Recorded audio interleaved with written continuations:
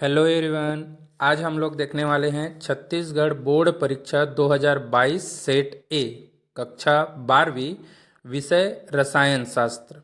जी हाँ दोस्तों, आज हम लोग रसायन शास्त्र का 2022 सेट ए देखने वाले हैं। लास्ट वीडियो आप लोगों को आई होप अच्छा लगा होगा, तो उसी क्रम में हम आज आगे देखते हैं। पहला क्वेश्चन है, भौतिक अधिशोषण किसे कहते हैं? उत्तर है, जब अधिशोषण की सतह पर अधिशोष्य के अणु दुर्बल वांडर वाल बल के द्वारा जुड़ा होता है तो यह अधिशोषण भौतिक अधिशोषण कहलाता है। दूसरा क्वेश्चन है, निम्न अभिक्रिया पूर्ण कीजिए। अभिक्रिया है RCOOH लिथियम एल्यूमिनियम हाइड्राइड है और H2 है। तो जी हाँ दोस्तों, इसमें अपचयन क्रिया होगा। एसिड के अपचयन से एल्डिहाइड बनता है और फिर अपचयन से एल्कोहल बनता है। तो ये सिंपल अभिक्रिया था। नेक्स्ट क्वेश्चन है, CH3COCH3 का IUPAC नाम क्या है? उत्तर है प्रोपेनोन। नेक्स्ट क्वेश्चन है, वह कार्बोहाइड्रेट जिसमें CHO समूह पाया जाता है उसे क्या कहते हैं? उत्तर है एल्डोज शर्करा, जैसे ग्लूकोज है इत्यादि। निम्नलिखित को क्वथनांक के बढ़ते क्रम में लिखिए। तो दिया हुआ है, इसमें एल्कोहल है, सेकेंडरी एमिन है और प्राथमिक एमिन है। तो इसमें क्वथनांक सबसे ज़्यादा होगा एल्कोहल का, फिर होगा प्राथमिक एमिन का और फिर लास्ट में होगा सेकेंडरी एमिन का। नेक्स्ट है, 2.82 ग्राम ग्लूकोज आणविक द्रव्यमान 180 30 ग्राम जल में घुला हुआ है। ग्लूकोज का मोल प्रभाज ज्ञात कीजिए। सिंपल है, सबसे पहले एक एक अणु की मोल की संख्या निकालेंगे। तो मोल की संख्या है दिया गया वेट अपॉन मॉलिक्यूलर वेट। तो ग्लूकोज के मोलों की संख्या दिया है 2.82, मॉलिक्यूलर वेट होता है 180, तो मोल निकल गया। जल का हो इसी तरह 30 ग्राम दिया हुआ है, मॉलिक्यूलर वेट होता है 18, इसका भी निकल जाएगा। कुल मोलों की संख्या दोनों को जोड़ देंगे जैसा कि जो निकाले हुए हैं, और उसके बाद फिर ग्लूकोज का मोल प्रभाज होगा ग्लूकोज के एक मोल और कुल मोलों की संख्या, तो दोनों को अपॉन कर देंगे तो आंसर निकल जाएगा। नेक्स्ट क्वेश्चन है, PCl5 पाया जाता है NCl5 नहीं, क्यों? उत्तर है फास्फोरस के संयोजी कोश में का इलेक्ट्रॉनिक विन्यास 3s2 3p3 3d0 होता है। अतः उत्तेजित अवस्था में 3s कक्षक से एक इलेक्ट्रॉन उत्तेजित होकर 3d कक्षक में चला जाता है, जिससे उसके संयोजी कोश में 5 अयुग्मित इलेक्ट्रॉन हो जाते हैं, जो sp3 संकरण करके पेंटाहाइलाइड बनाता है, PCl5 बनाता है। जबकि नाइट्रोजन के संयोजी कोश में रिक्त डी कक्षक नहीं होते हैं, अतः ये अपनी संयोजकता का विस्तार नहीं कर सकते, अतः पेंटाहाइलाइड नहीं बनाएगा। नेक्स्ट क्वेश्चन है, अमोनिया के एल्किलीकरण से एमीन बनाते समय द्वितीयक तथा तृतीयक एमीन बनना कैसे रोका जा सकता है? उत्तर है, अभिक्रिया में NH3 अमोनिया की अधिक मात्रा प्रयुक्त करके द्वितीयक तथा तृतीयक एमीन के निर्माण को या बनने को रोका जा सकता है। जी हाँ दोस्तों, अमोनिया अधिकता में रहेगा। नेक्स्ट है, शून्य कोटि की अभिक्रिया क्या है? सूत्र लिखिए। उत्तर है, वे अभिक्रियाएं जिनकी दर अभिकारकों के सांद्रण पर निर्भर नहीं करती है शून्य कोटि की अभिक्रिया कहलाती है। अभिक्रिया के लिए उदाहरण है NH3 Pt की उपस्थिति में N2 और H2 बनते हैं। तो अभिक्रिया की दर जो है Ka0 मतलब अभिकारक की सांद्रता पर निर्भर नहीं कर रहा है, तो Ka⁴ है, मतलब इसका मान 1 हो जाएगा, तो K बराबर x/T हो जाएगा। नेक्स्ट क्वेश्चन है, कार्बिल एमीन को समीकरण सही समझाइए। कार्बिल एमीन अभिक्रिया है, सिंपल बता सकते हैं इसमें। कार्बिल एमीन अभिक्रिया, जब प्राथमिक एमीन को क्लोरोफॉर्म तथा एल्कोहलिक कास्टिक क्षार के साथ गर्म किया जाता है तो एक अरुचिकर गंधयुक्त पदार्थ कार्बिल एमीन आइसोसाइनाइड प्राप्त होता है। यह क्रिया कार्बिलेमिन अभिक्रिया कहलाता है और प्राथमिक एमीन नहीं देते हैं। तो CH3NH2 है, क्लोरोफॉर्म है, KOH है, मेथिल आइसोसाइनाइड बन रहा है, CH3NC, KCl और H2O बन रहा है, मतलब मेथिल एमीन से इसमें प्रोडक्ट बन रहा है मेथिल आइसोसाइनाइड। नेक्स्ट क्वेश्चन है, गोलिकाकार प्रोटीन और रेशेदार प्रोटीन में 3 अंतर लिखिए। तो उत्तर है, पहले टेबल बना लेंगे। पहले वाले कॉलम में रहेगा गोलिकाकार प्रोटीन और दूसरे वाले कॉलम में रहेगा रेशेदार प्रोटीन। तो गोलिकाकार में पहला है, इनकी संरचना वलयित गेंद के आकार की होती है। इनकी अणुओं की संरचना रेशे के आकार की होती है। दूसरा है, इनकी त्रिविमीय आकृति होती है। इनकी संरचना कुंडलित या सीट सदृश से होती है, प्लेटेड स्ट्रक्चर बोलते हैं। यह जल अम्ल क्षार तथा लवण में विलेय होती है। यह जल में अघुलनशील तथा प्रबल क्षार में घुलनशील होता है। उदाहरण है, अंडे की एल्ब्यूमिन गोलिकाकार है, दूध की केसिन गोलिकाकार है और रेशेदार में हम लोग बात करते हैं बाल त्वचा की केराटिन प्रोटीन, ये रेशेदार में आएगा। नेक्स्ट है, SO2 किस प्रकार से एक वायु प्रदूषक है? उत्तर है, ईंधनों के दहन से SO2 गैस उत्पन्न होती है जो ऑक्सीजन तथा जल से क्रिया करके सल्फ्यूरिक अम्ल बनाती है, जो वर्षा के जल में मिलकर अम्ल वर्षा करती है। अम्ल वर्षा के कारण संगमरमर से बनी मूर्तियों व कीर्ति स्तंभों आदि का संक्षारण होता है। एक सिंपल रिएक्शन है, SO2 और H2O, ऑक्सीजन की उपस्थिति में रिएक्शन होता है तो H2SO4 बनता है। दूसरा है, SO2 की विषैली तथा उत्तेजन प्रकृति के कारण श्वसन मार्ग प्रभावित होता है। यह नेत्रों में जलन व गले में संक्रमण का कारण होता है। थर्ड पॉइंट है, इसकी बहुत कम सांद्रता 0.03 pm भी पौधों पर हानिकारक प्रभाव उत्पन्न करता है, जिससे क्लोरोसिस कहते हैं। इसमें पत्तियां पीली होकर गिरने लगती हैं। नेक्स्ट क्वेश्चन है, 17वें समूह के तत्वों के निम्न गुणों की व्याख्या कीजिए। निम्न गुणों की व्याख्या कीजिए। पहला है ऑक्सीकरण अवस्था, दूसरा है ऋण विद्युता। पहला, सभी हैलोजन -1 ऑक्सीकरण अवस्था प्रदर्शित करते हैं। हालांकि क्लोरीन, ब्रोमीन और आयोडीन जैसे तत्व +1, +3, +5 और +7 ऑक्सीकरण अवस्थाएं भी प्रदर्शित कर सकते हैं। ये उच्च ऑक्सीकरण अवस्थाएं आमतौर पर तब देखी जाती है जब ये हैलोजन फ्लोरीन और ऑक्सीजन जैसे छोटे अत्यधिक विद्युत परमाणुओं के साथ संयुक्त होते हैं। नेक्स्ट है ऋण विद्युता। हैलोजन तत्वों की परमाणु त्रिज्या कम तथा प्रभावी नाभिकीय आवेश उच्च होने के कारण इसकी विद्युत ऋणता उच्च होती है। फ्लोरीन की सबसे अधिक 4.0 तथा आयोडीन की सबसे कम 2.5 होती है। यही कारण है कि एस्टेटिन में कुछ धात्विक गुण होता है। नेक्स्ट क्वेश्चन है, निम्न यौगिकों के IUPAC नाम लिखिए।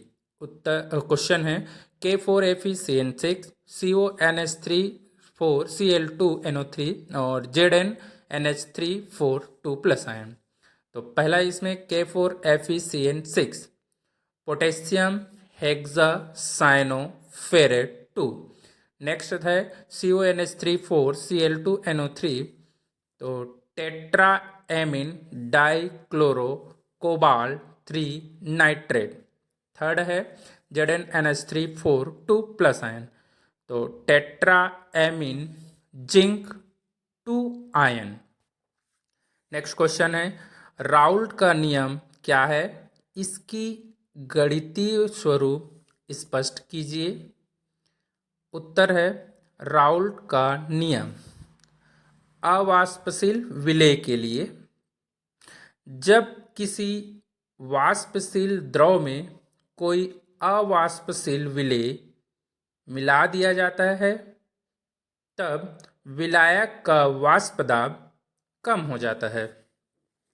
विलयन में उपस्थित विलायक का वाष्प दाब विलयन में विलायक के मोल प्रभाव के समानुपाती होता है।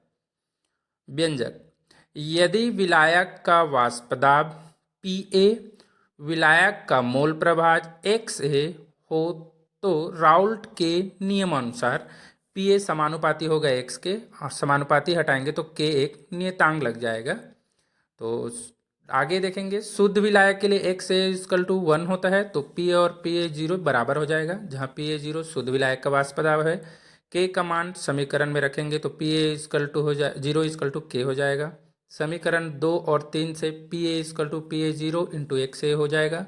यदि विलेय का मूल प्रभाव x भी हो तो XA plus XB equal to 1 होता है तो XA का मान निकालेंगे तो 1 माइनस एक्स भी हो जाएगा।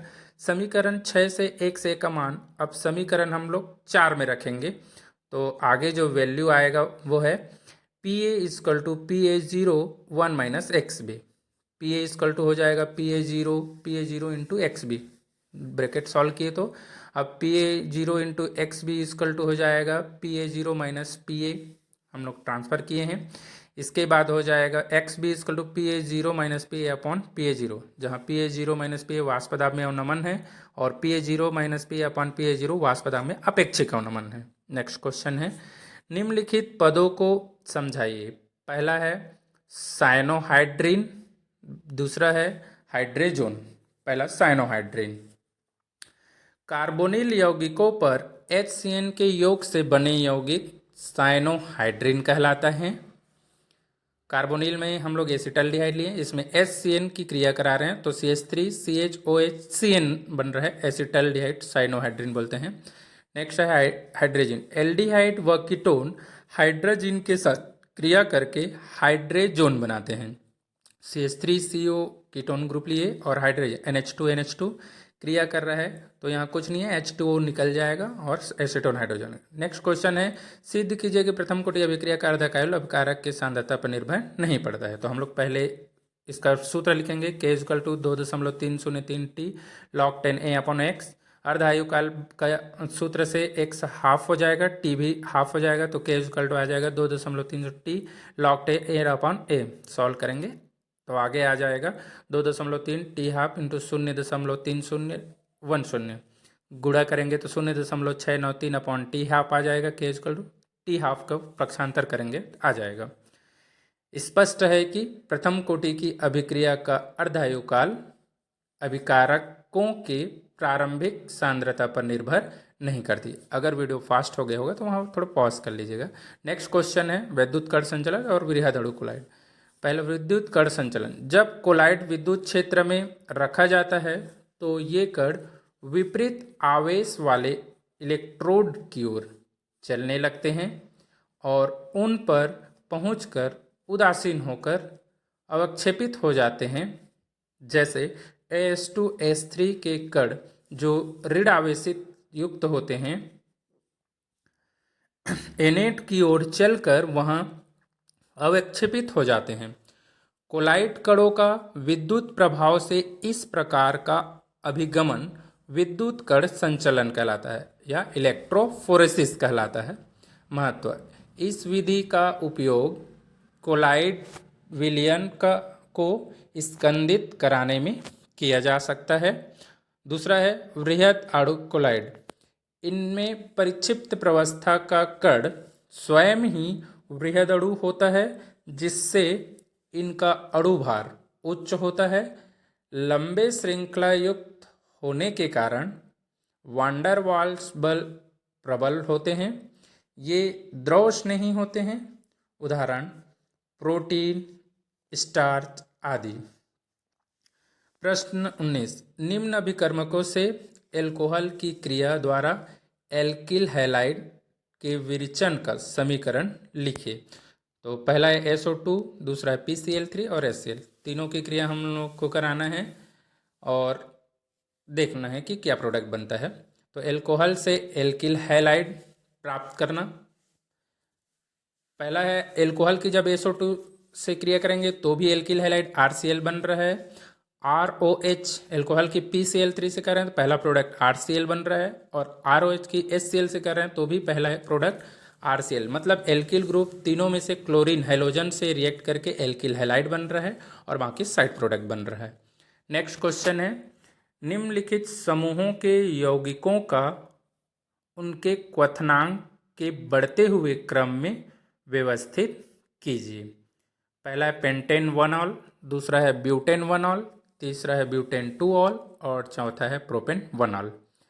तो एल्कोहलों के आणविक द्रव्यमान बढ़ने के कारण उनके क्वथनांक बढ़ते जाते हैं।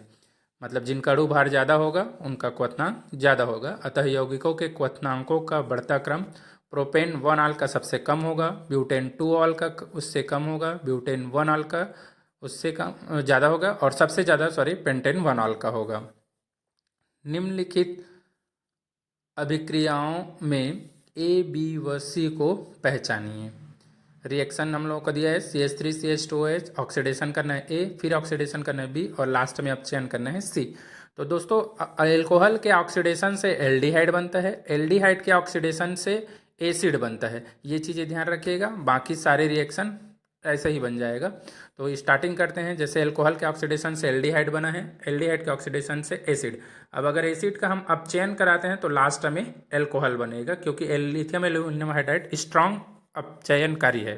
नेक्स्ट क्वेश्चन है, मोनोक्लोरो एसिटिक अम्ल की तुलना में प्रबल होते हैं क्यों? तो उत्तर है, मोनोक्लोरो एसिटिक अम्ल में एक क्लोरीन परमाणु जुड़े होते हैं जिनके -I प्रभाव के कारण OH बंध बनाने वाले इलेक्ट्रॉन ऑक्सीजन की ओर विस्थापित हो जाते हैं, जिससे प्रोटॉन का आयनन सरलता से हो जाता है, अतः अम्लीयता बढ़ जाती है। इसके विपरीत CH3COH में CH3 समूह के +I प्रभाव के कारण प्रोटॉन का आयनीकरण कम हो जाता है तथा एनायन का स्थायित्व कम हो जाता है, अतः अम्लीय प्रबलता घट जाती है। नेक्स्ट क्वेश्चन है, साटकी त्रुटि, फ्रेंकल त्रुटि अथवा में है फलक केंद्रित घनी सेल, अंतः केंद्रित सेल। उत्तर है साटकी त्रुटि। धनात्मक एवं ऋणात्मक आयन क्रिस्टल में अपने नियत स्थानों से पूर्णतः गायब हो जाते हैं। दूसरा, इसमें क्रिस्टल की चालकता बढ़ जाती है और इस त्रुटि से क्रिस्टल का घनत्व कम हो जाता है। परावैद्युतांक पर कोई प्रभाव नहीं पड़ता है। जैसे NaCl हो गया, इसमें एक धन आयन और एक ऋण आयन देख सकते हैं, वैकेंट दिख रहा है, जो अपने इस नियत स्थान से पूरी तरह गायब हो जाता है।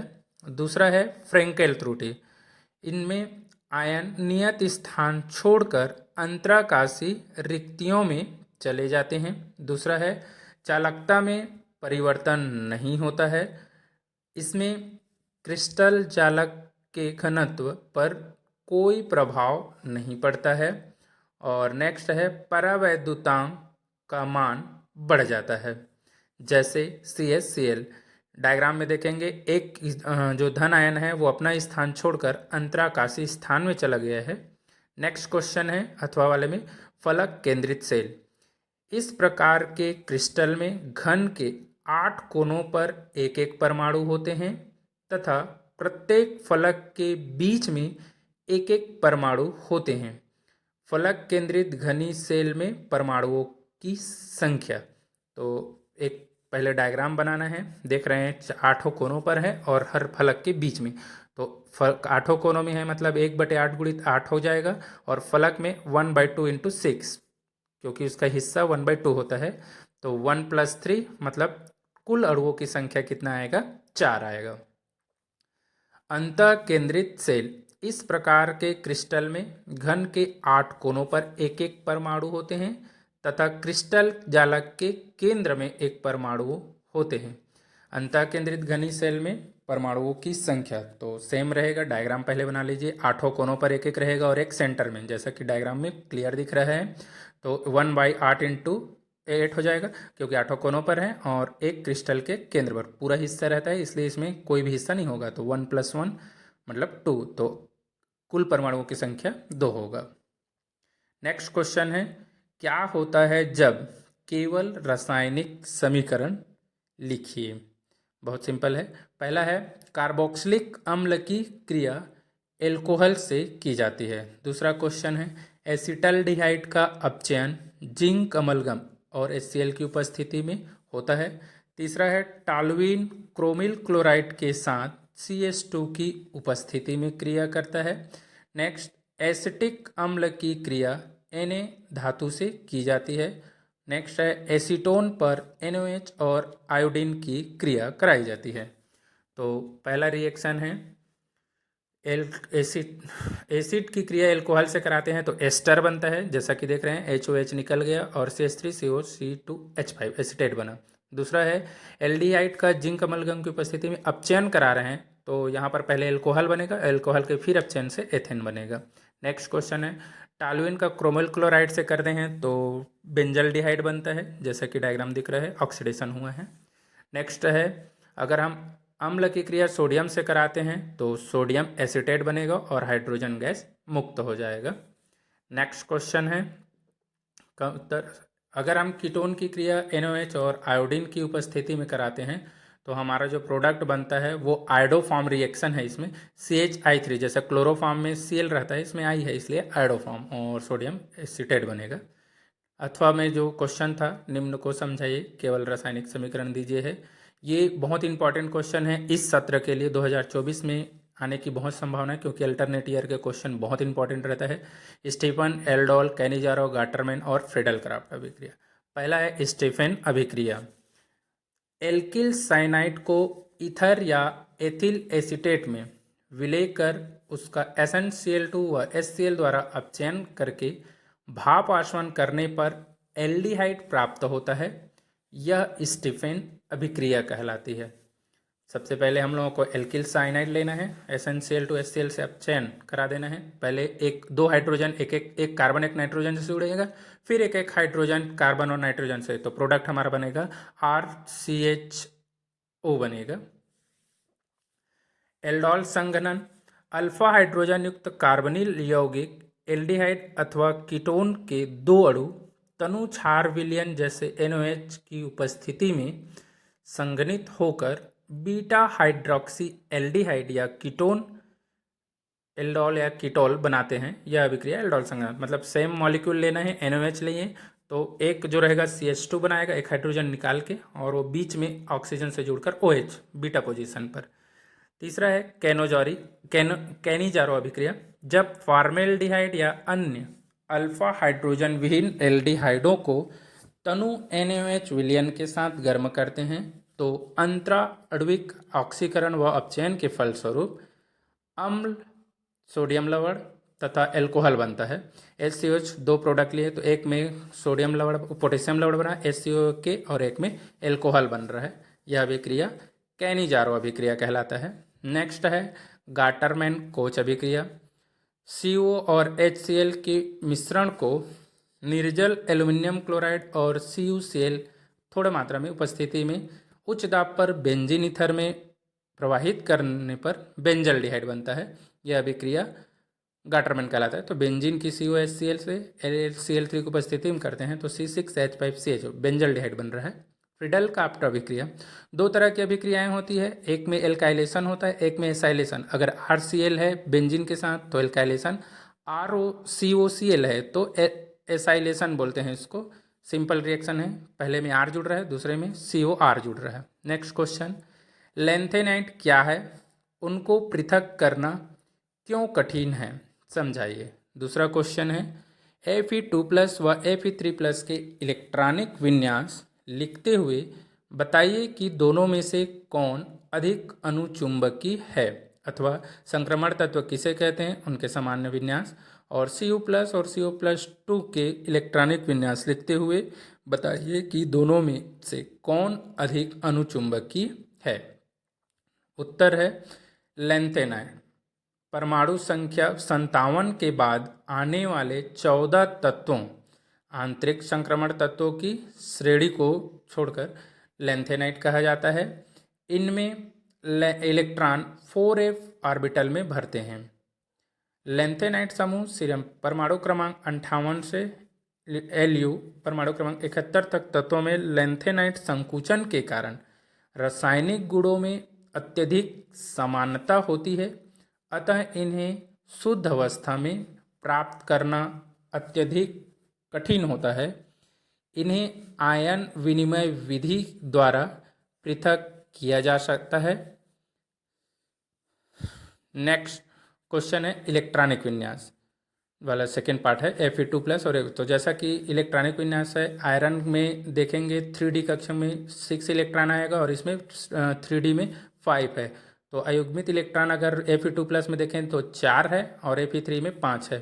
चूँकि Fe2+ में 4 अयुग्मित इलेक्ट्रॉन तथा Fe3 में 5 अयुग्मित इलेक्ट्रॉन हैं, अतः Fe3+ आयन अधिक अनुचुंबकीय होगा, क्योंकि अनुचुंबकत्व अयुग्मित इलेक्ट्रॉन की संख्या बढ़ने से बढ़ता है। ठीक है, नेक्स्ट क्वेश्चन है इसका अथवा वाले में, वे तत्व जिनके परमाणु अथवा साधारण आयनों के इलेक्ट्रॉनिक विन्यास में भीतरी n-1 d कक्षक अपूर्ण रूप से भरे होते हैं, संक्रमण तत्व कहलाते हैं। इनका संयोजी इलेक्ट्रॉन n-1 d कक्षक में प्रवेश करता है, अतः इसे डी ब्लॉक तत्व भी कहते हैं। उदाहरण FeCO Ni आदि।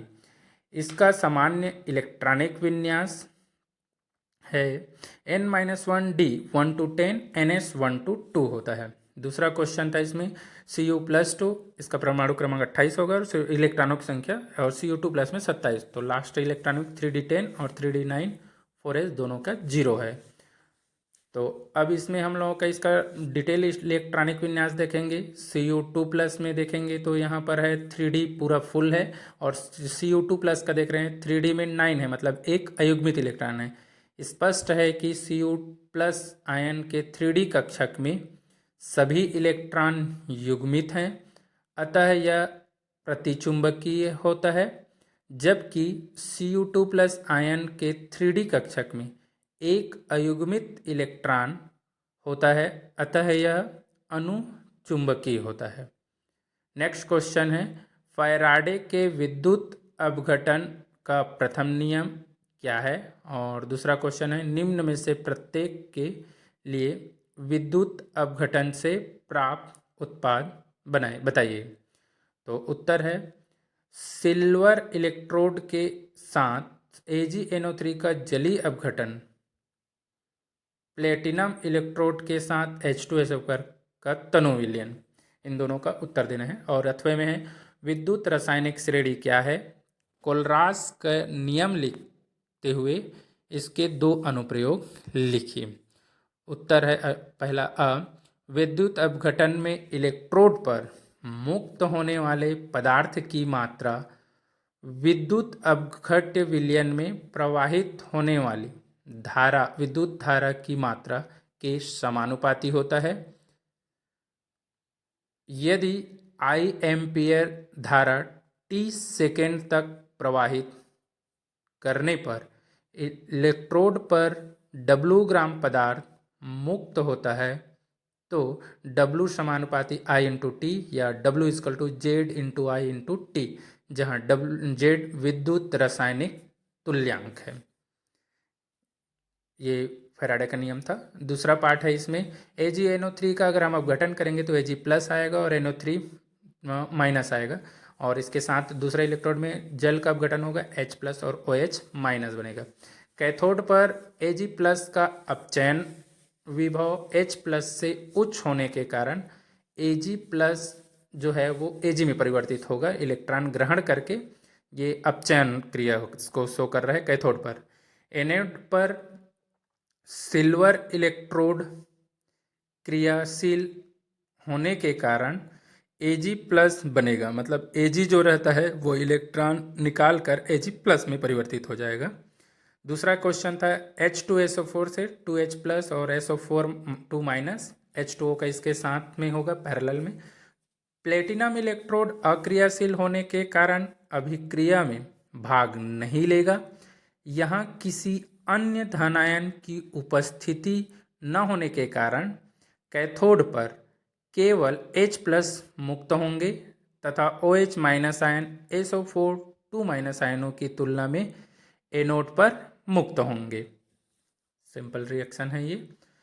नेक्स्ट उत्तर देखना है हम लोगों को, विद्युत रासायनिक श्रेणी। तो विद्युत रासायनिक श्रेणी के लिए हम लोग डिफिनेशन लिखते हैं, यदि इलेक्ट्रोड के मानक अपचयन विभव के मानों को बढ़ते हुए क्रम में व्यवस्थित किया जाए तो एक श्रेणी प्राप्त होती है जिसे विद्युत रासायनिक श्रेणी कहते हैं। विद्युत रासायनिक श्रेणी में धातुएं सक्रियता के घटते क्रम में होती है। दूसरा पार्ट था इसका कोलरास के नियम। तो इसके अनुसार किसी विद्युत अपघट्य की अनंत तनुता पर मोलर चालकता दो मानों का योग होता है, जिसमें एक मान धन आयन पर तथा दूसरा मान ऋण आयन पर निर्भर करता है। अर्थात इनकी चालकताओं के योग के बराबर होता है।